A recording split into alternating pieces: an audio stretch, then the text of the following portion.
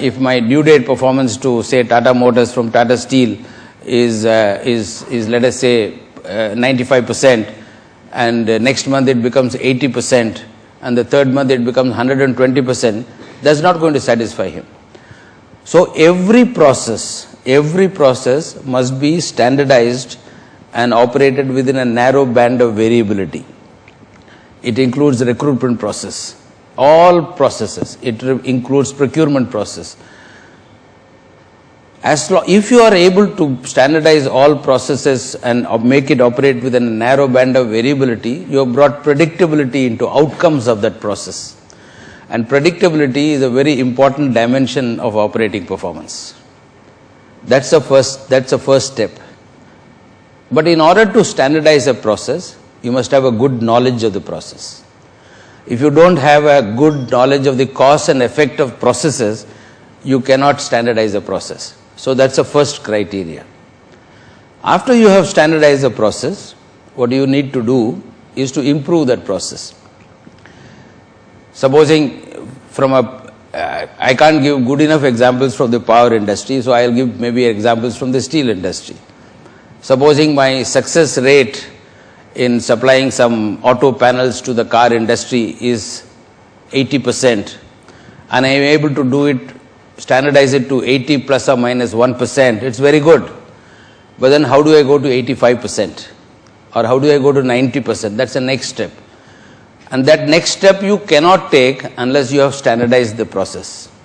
So the first step is to standardize and make every process operate within a narrow band of variability. And the second is to attempt improvement of that process. In order for process to improve, you need knowledge, of course, just like you need knowledge for standardizing a process, but you need something much more than that. You need an aspirational mindset of wanting to improve. You need tools to improve. What are improvement methods that are available? The world has got many improvement methods. Which method is suitable for which process? And is the management of the company able to put passion in the minds of people to be able to improve a process on a continuous basis? So the job of improving a process is a far more complicated process. It's not a knowledge-driven process alone.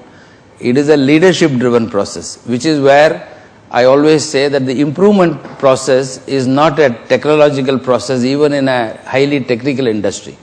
It's actually a managerial process and leadership process, because it depends on the people's mindset and how do you create aspirations and how do you create passion for improved performance. And therefore, and once you have improved a process from that 80% figure I told you to 85%, you will find that one will yo-yo with respect to the median in a much bigger way, because you don't have a control on that process. So the next step to that is to standardize that process and improve that process and standardize that process.